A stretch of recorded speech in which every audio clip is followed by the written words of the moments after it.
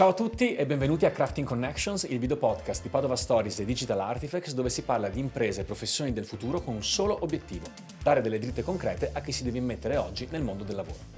Questa seconda stagione l'abbiamo sviluppata assieme agli amici di Confindustria Veneto Est e all'ITS Digital Academy Mario Volpato, i cui ragazzi sono oggi qua in studio. Ciao ragazzi! Potete salutarci se volete. Ottimo, fantastico.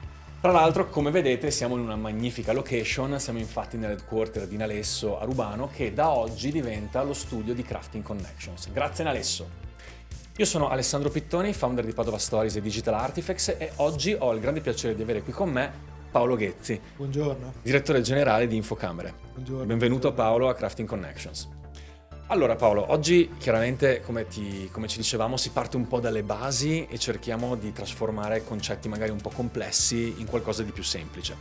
Quindi io ti chiederei innanzitutto di spiegarmi chi sei e cosa fai all'interno di Infocamere e a sua volta che cos'è Infocamere. Sì, allora ci proviamo, no Alessandro? Certo. Per dirlo in maniera semplice. Allora, io sono il direttore generale di Infocamere, sono una persona, un tecnico, quindi sono laureato in scienze dell'informazione, adesso si chiama più semplicemente informatica, e Infocamere è un'azienda di digitale, di innovazione. È un'azienda che quindi, tra l'altro è un'azienda molto particolare perché è l'azienda di informatica delle Camere di Commercio italiane. Le Camere di Commercio sono un ente pubblico, quindi a tutti gli effetti noi siamo a supporto dello Stato, no? Di un ente pubblico come la Camera di Commercio. E cosa fa Infocamere?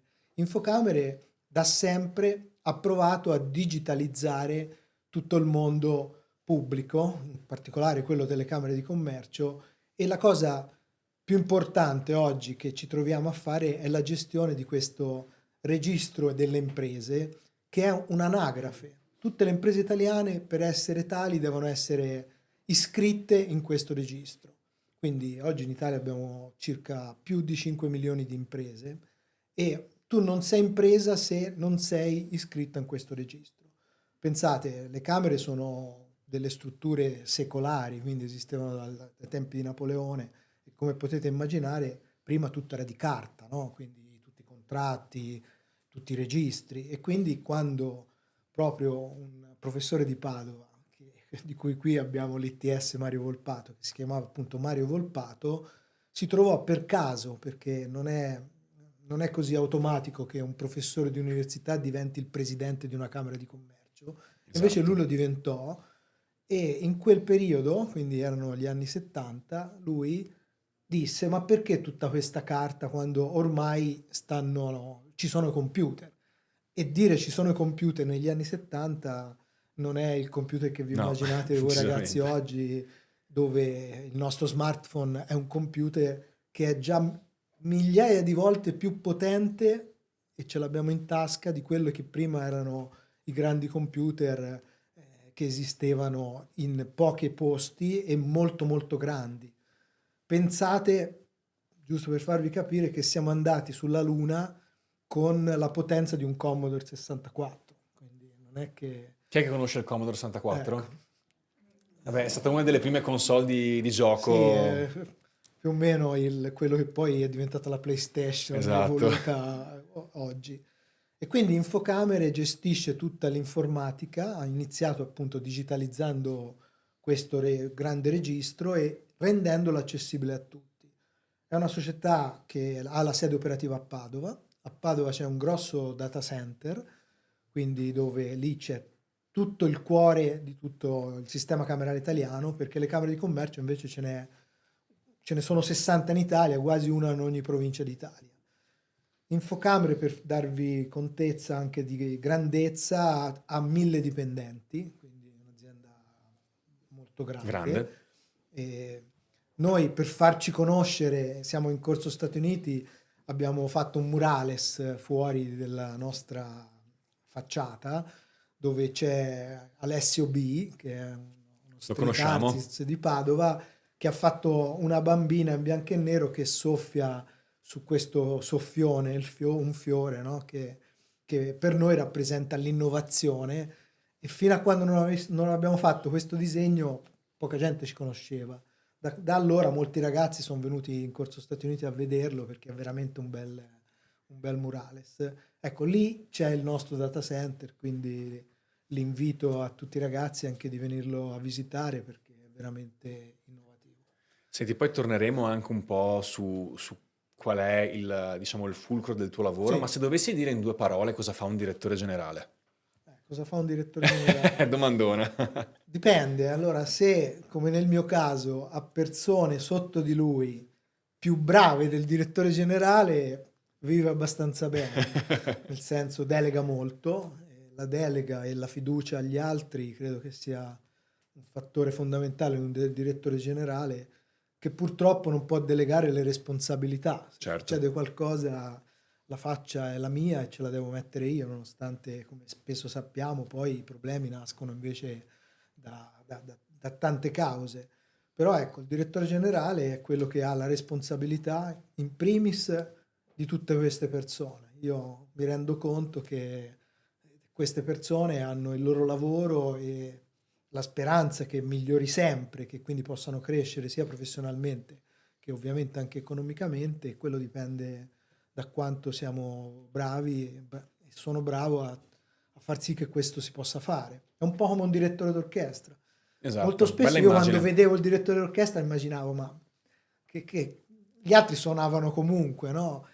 In realtà chi conosce bene poi il mondo della musica è il direttore d'orchestra che anticipa tutti, no? È lui che dà i tempi. Quindi se noi prendessimo la bacchetta, no, verrebbe fuori un Certo, disastro, ecco. Ecco, il direttore chiaro. generale è questo. La mia storia è un po' atipica perché io sono entrato in questa azienda. Ma là ci arrivo poi, eh. Ah, ci arrivi. Perché c'ho la Allora domanda pronta non per ti farti brucio, parlare. non No. ti brucio il No, seguito. invece grazie Paolo per questa intro. Adesso, nel nostro, diciamo, modo di raccontare il mondo dell'impresa e degli imprenditori e dei professionisti, abbiamo diviso la puntata in delle piccole challenge, come dicono sui social, no? E quindi adesso c'è la prima challenge, è una sfida, ok? Sì. È molto semplice, si basa su un concetto, grandi verità o falsi miti. Quindi io ti dirò una serie di frasi applicate un po' al tuo contesto aziendale e tu mi dirai se a tuo avviso è una grande verità o un falso mito e perché. Mm. Pronto? Proviamoci, vai. Ok. Allora, se si lavora sodo, il successo è garantito.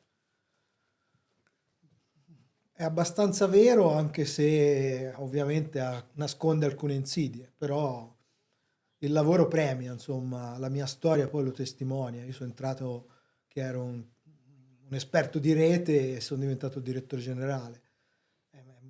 Molto è dovuto al sudore, ecco. Poi ci vuole la fortuna. La fortuna non esiste. Qualcuno dice la fortuna è il talento che incontra l'occasione giusta, no? Quando prendi il treno. Questa secondo me è la più bella definizione di fortuna. Bello, molto bella. Cioè il talento che incontra l'occasione. Però se l'occasione non arriva, quella ci vuole, quella molto spesso è fortuna, no? Trovarsi nel posto giusto al Eh momento sì, giusto. ci vuole un pizzico anche di quello. Sì, ci vuole un pizzico anche di quello. Il lavoro di squadra è più importante del lavoro individuale. Vero, anche se io credo che anche appunto parlando sempre un po' per Motti, se vuoi andare veloce devi correre da solo, perché probabilmente se sei allenato e sei veloce, però se vuoi andare lontano devi essere in tanti, no? Che si avvicendano. Quindi anche qui, vero, in quasi tutte le aziende, però quando devi fare quello scatto, quella cosa lì, a volte è meglio essere da soli perché non ce la faresti a portarti dietro tutti, no? In quel momento. Per cui è una scelta che ognuno di noi deve fare in certi momenti della propria vita. Esatto, forse dipende anche proprio dai momenti che vive la stessa Sì, azienda. Ci sono dei momenti in cui si va meglio sì. in pochi e altri in cui hai bisogno di... Beh, la storia delle start-up, credo ai ragazzi, no? Esatto, Una start-up è l'esempio di come bisogna essere in pochi e veloci.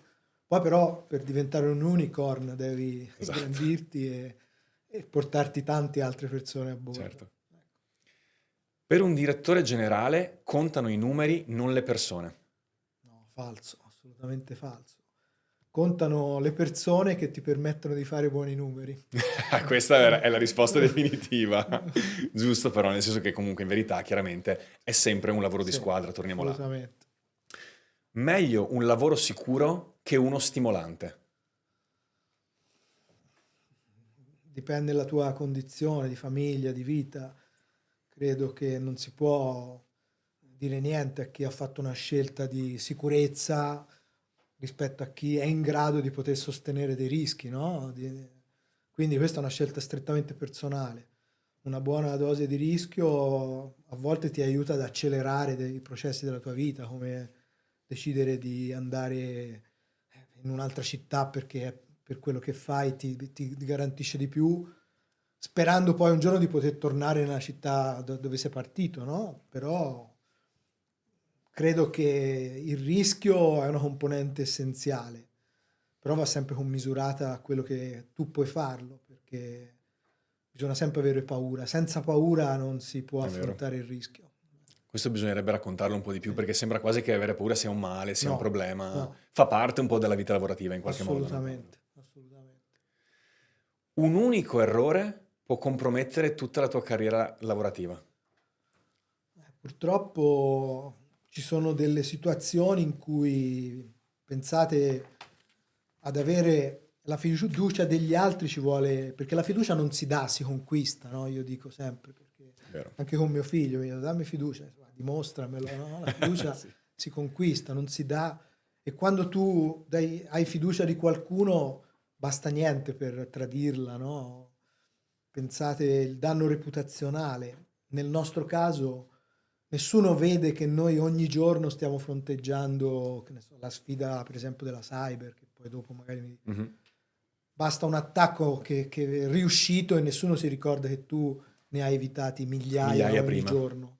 E quindi purtroppo può essere vero che basta un errore a volte per rovinare anni di buon lavoro e di credibilità. E scusa, e se dovessi dare un consiglio su come si gestisce questa consapevolezza, che uno potrebbe dire, caspita, sono eroso dall'ansia perché posso sbagliare una cosa e ciao, saluto tutto quello che ho fatto.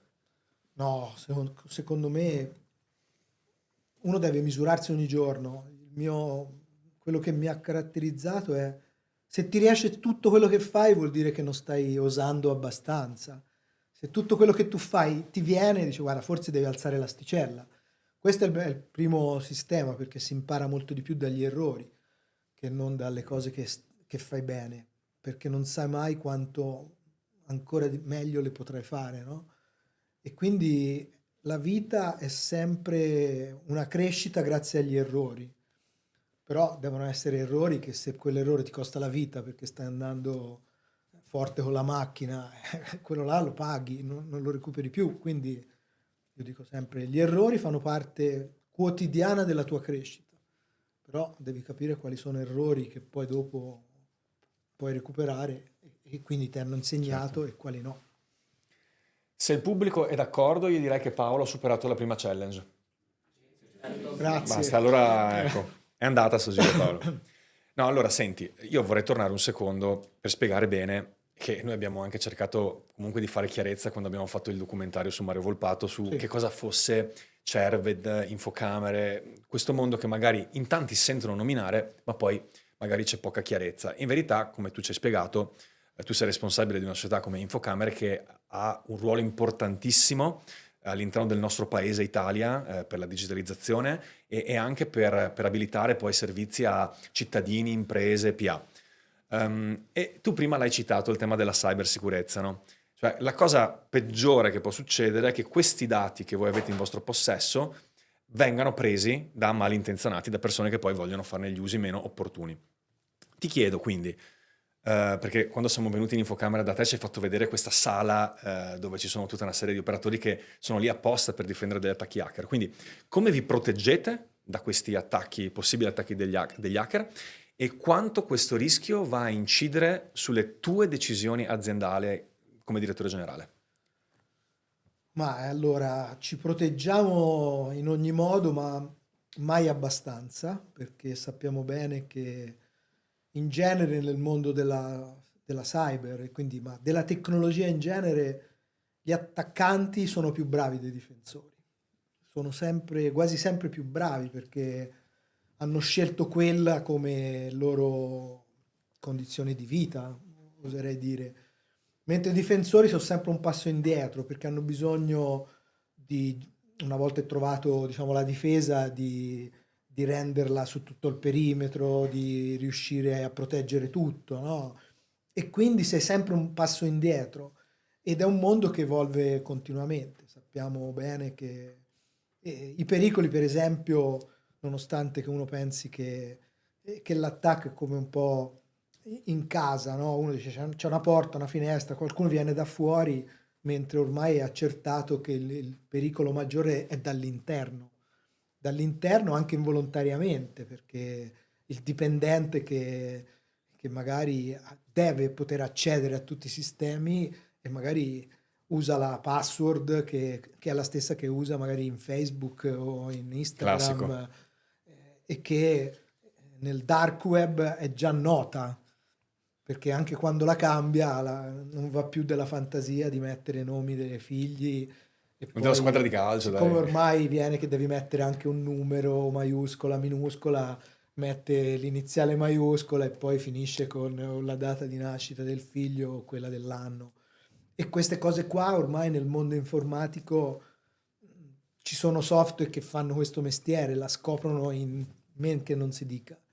E quindi in Caspita. questo caso la sicurezza, come fai? Noi qualche anno fa, pensa, c'erano persone che dovevano andare in giro a guardare chi aveva, alzando le tastiere, perché il più delle volte la password la scrivevano sotto la tastiera, perché quando gli dicevi devi farla più complicata, loro stesso non se la ricordavano e la scrivevano, no? Quindi allora A prova... era meglio usare il nome del Esatto. figlio, almeno un po' più che non lasciarla scritta lì. Quindi il mondo della sicurezza è un mondo che condiziona completamente le policy e le scelte del management, perché banalmente deve quasi tornare a scuola, per cui noi dobbiamo fare dei corsi a tutti dove facciamo finta di mandargli falsi messaggi di posta dove se dice guarda clicca qua perché c'è una notizia importante, in realtà uno non deve abboccare, no? A questi, si chiama phishing, poi credo insomma i ragazzi venendo dall'Istituto Volpato li conoscono bene. Siamo partiti che il 30% ci cascava, oggi abbiamo percentuali molto più basse e sto riferendomi solo all'interno. Dopodiché io stesso, che appunto vengo da quel mondo, però il dark web, come si sente spesso dire di oggi, ma come ce lo immaginiamo, no? Vediamo nei film questi terminali Esatto. dove c'è tutti Passano i numeri. scuri, no? Che passano i numeri, no? In realtà il dark web è un'altra internet, come oggi vediamo l'internet in chiaro, che però è un mondo completamente nascosto, ci si entra solo da certe porte, da certe credenziali che pochi hanno e lì c'è di tutto, dall'acquisto di armi, droga, sesso e vi assicuro che oggi appunto un'azienda come la nostra, ma tutto lo Stato italiano ha dentro tantissimi poliziotti che stanno a controllare cosa?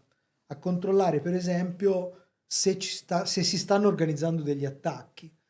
Quando si sente dire che c'è stato un attacco a un sito di un ospedale, di una sanità oppure di un ministero, ecco, molto spesso anche per fare quelli che si chiamano attacchi DOS, Denial of Service, cioè di cui non vogliono rubarti nulla, vogliono solo bloccarti il sito. È un po' come se a casa tua si mettessero tutti davanti alla tua porta a bussare, nessuno può più entrare perché c'è una folla davanti che ti sta occupando l'ingresso, Un no? po' come quando si legge è offline il sito della... no, Benissimo, quella cosa là. perché quel sito non riesce più a gestire milioni di richieste contemporanee. Quindi questi tipi di attacco non si fanno da soli, non c'è una sola persona, quindi bisogna coalizzare delle vere e proprie comunità, quindi gli hacker, che si mettono d'accordo e quel giorno vanno tutti a rompere le scatole o manualmente, o meglio, con tanti software che simulano accessi a quel sito. Ecco, tu queste cose lo capisci perché quando si organizzano è come quando fanno i flash mob, no? Devono dire a tutti, oh domani dobbiamo trovarci tutti lì. E quindi le sai prima quali sono i siti, guarda, stanno organizzando un attacco a infocamere. Ecco, saperlo con giorni e minuti di anticipo ci Fa la permette di differenza. mettere quelli che si chiamano i firewall, quindi i muri che bloccano gli indirizzi da dove partono questi attacchi, e quindi ci salva poi dall'attacco. Poi invece il tema dei data breach, che è un data breach quando appunto ti portano via i dati, che possono essere informazioni anche molto sensibili, perché lì portano via nomi, cognomi, numeri di telefono, caselle di posta, che poi chi usa banalmente, perché ognuno di noi ormai riceve migliaia di telefonate per farti pubblicità, Spam, certo. Ecco, questi tipi di danni qua sono danni che magari pensi che non ti abbiano fatto niente, in realtà noi rischiamo come pubblica amministrazione delle sanzioni perché non sei stato bravo a proteggere i dati delle imprese, nel nostro caso, oppure dei pazienti, dei cittadini negli altri, quindi il rischio per noi è una multa molto salata che ci viene fatta dalle autorità nazionali, in questo caso l'ACN si chiama, quello che appunto presiede questi tipi di... perché vuol dire che tu non ti sei protetto abbastanza. Abbastanza, ed è un tuo obbligo come ente, chiaro. E quindi rischiamo sanzioni amministrative, eccetera, eccetera. Grazie per questa overview, Paolo. Adesso passiamo alla seconda challenge, che è sempre un modo per farti raccontare il tuo lavoro attraverso un meccanismo un po' divertente, e questo si chiama red flag e green flag. Io non so se tu sai che cos'è una red flag. Una bandiera rossa. Sicuro, ma sai, nel linguaggio più divulgativo è anche un qualcosa assolutamente da non fare. Vai. Al contrario, invece, sai, la green flag è bene bene, Vai. red flag male male. Ma non mi fermo qua, abbiamo anche la bandiera rossa e la bandiera verde. Vai. Quindi se vuoi prenderle, io adesso ti dirò una serie di frasi che sono attinenti al magico mondo dei direttori generali. E tu, a seconda che ritenga... Sapevo esistessero questi. Ce le siamo inventate. Ci dici se è, red flag o green flag. Pronto? Vai. Un direttore generale che è in grado di spiegare e tradurre concetti complessi in maniera semplice, anche per i non addetti ai lavori. Verde. Assolutamente essenziale. Diceva Einstein, se non sai spiegare con parole semplici la complessità vuol dire che non l'hai capita abbastanza. Quindi quando la gente si inventa concetti, paroloni, sigle, vuol dire che non ha altro modo lui di spiegarle, vuol dire che non l'ha capita. Quando deve prendere decisioni importanti, decide da solo senza chiedere consiglio ai team tecnici. No, non Red. è red. Decide da solo sempre, però deve aver prima consultato tutti quelli che è possibile consultare. Poi la decisione è tua. Un direttore generale che minimizza un data breach che è successo alla sua azienda. Questa è spigolosa. Molto spigolosa.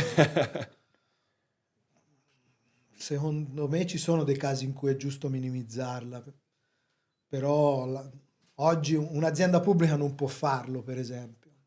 Per cui direi tutte e due. Arancio. Senti, non le alzo, né verde né rossa. Vabbè, ci sta.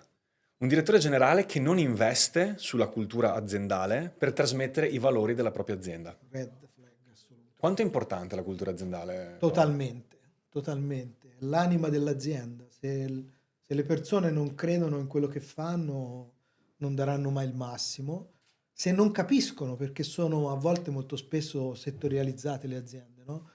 Tu stai facendo un ingranaggio che non sai che quello è un ingranaggio di un orologio, no? Ma per te è una rotellina di un pezzo, non ti renderai mai veramente conto dell'importanza del tuo lavoro. Quindi, no.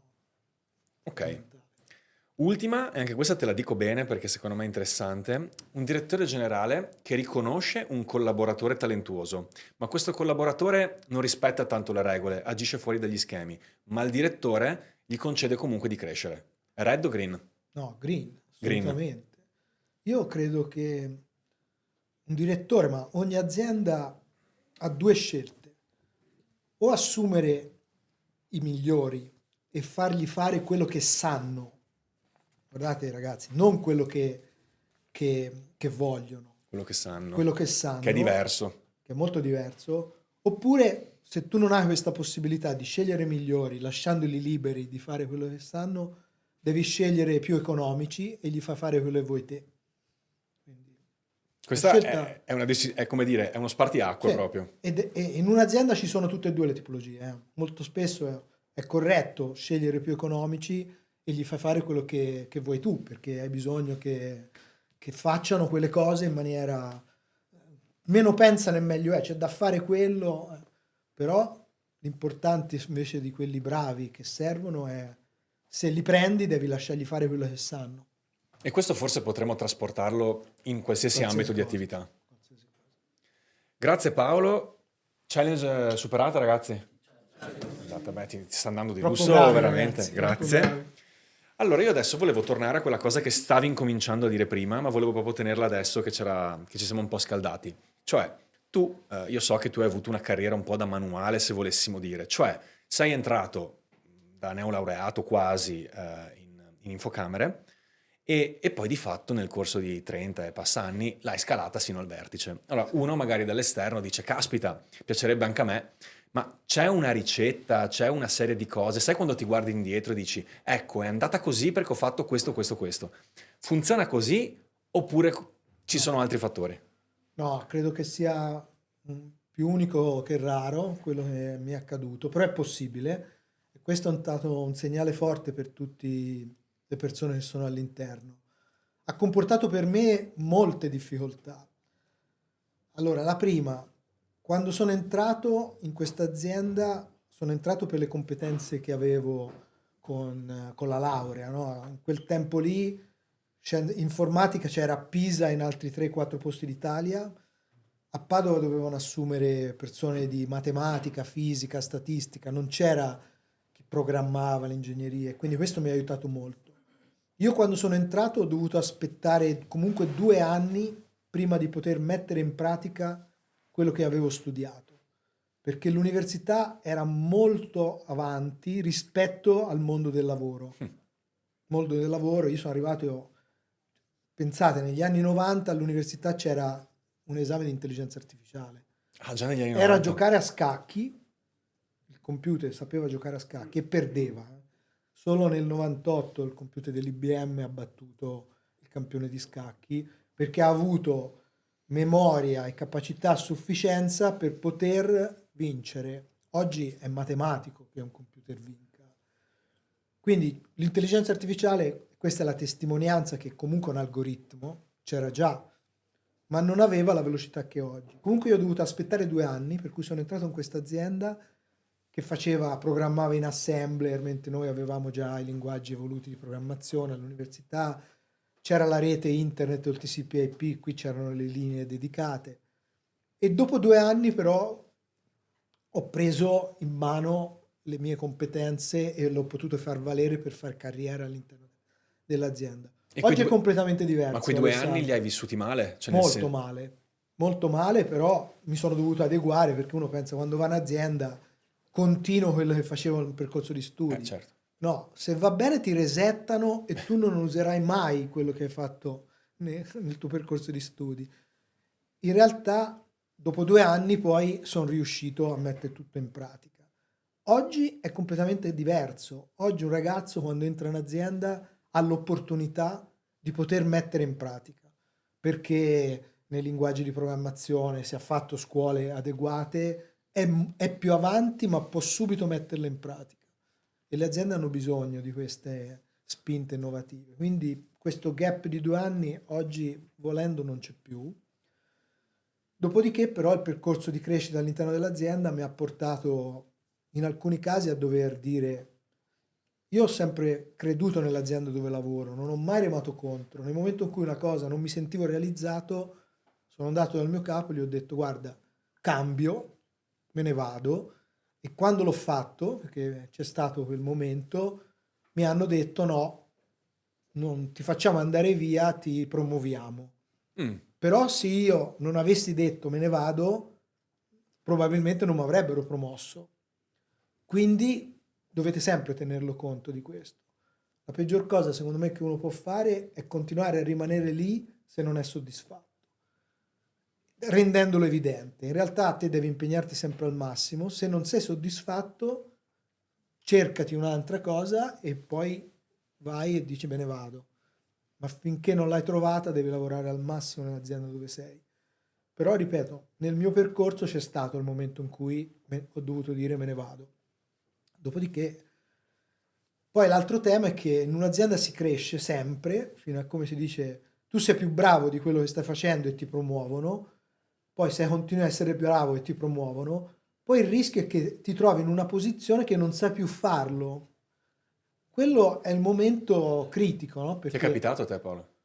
per fortuna no, perché nel momento in cui mi sono trovato lì, mi sono trovato magari in difficoltà, perché era una cosa nuova, però ho saputo poi prenderne le misure, perché alla fine molti capi si trovano nel posto dove poi non sono più bravi a fare il capo, l'azienda non ti retrocede, perché a volte, soprattutto nel mondo pubblico, quando ho tenuto la posizione, e lì è la peggiore situazione, perché ti trovi in una posizione che tu non sai gestire e questo si ripercuote con i tuoi collaboratori che vedono che sei incapace, non sei bravo, e è una posizione veramente...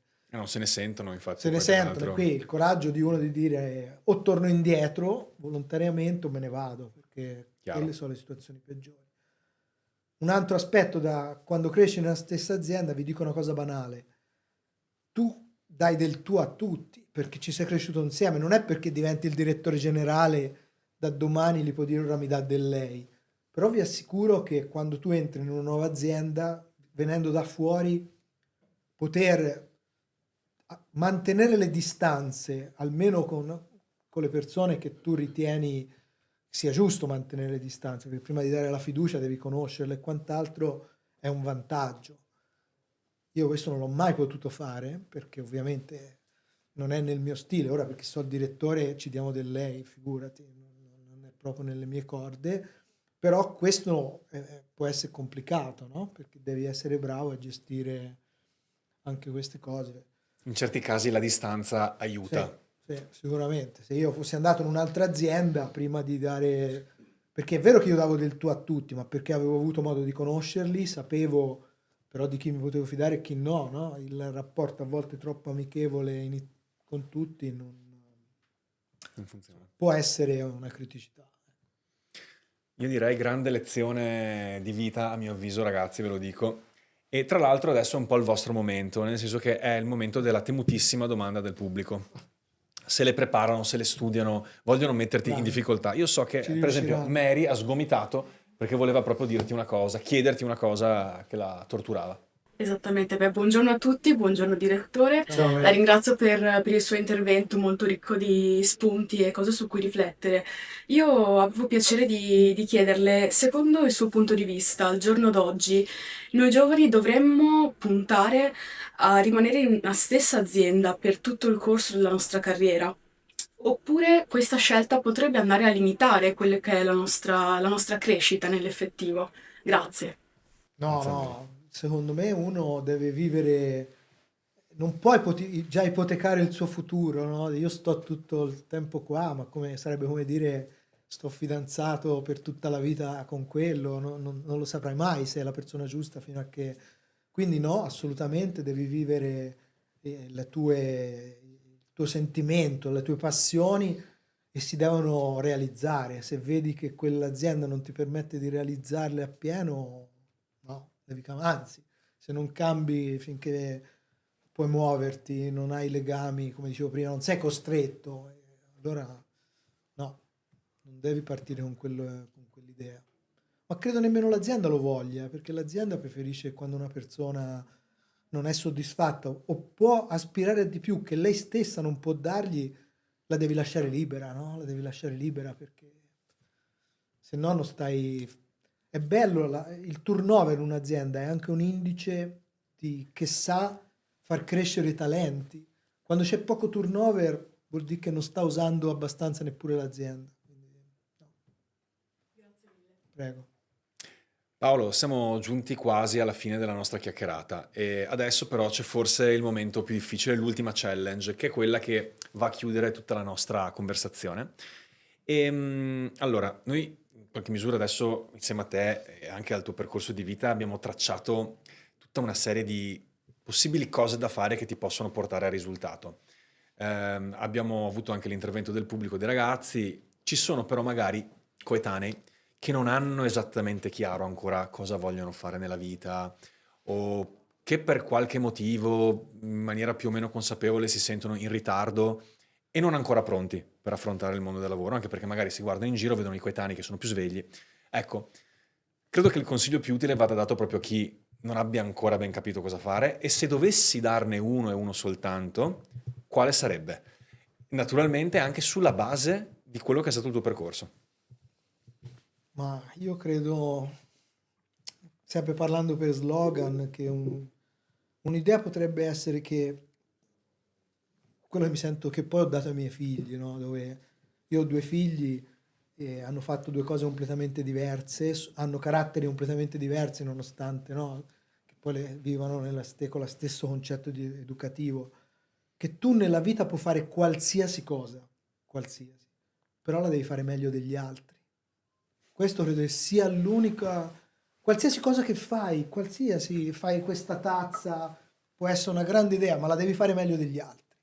Ecco, se tu applichi questo principio ti guiderà sempre, quindi dov'è che io sono in grado di fare qualsiasi cosa mi piace?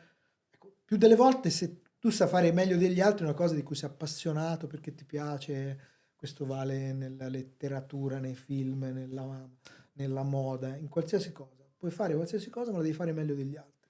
Qui siamo in un'azienda che ha fatto di questa cosa la sua forza, no? Molto vero. Qui stanno facendo dei design personalizzati, no? Nalesso, e questa è la testimonianza. Tu, quanti fanno divani? Tutti, però qui la sanno fare meglio degli altri. Quindi questa è l'unica cosa valida. Non so, Alessandro. No, sono d'accordissimo con te, lo penso davvero, quindi anzi grazie per aver condiviso questo pensiero e in generale il tuo percorso in questa maniera così autentica.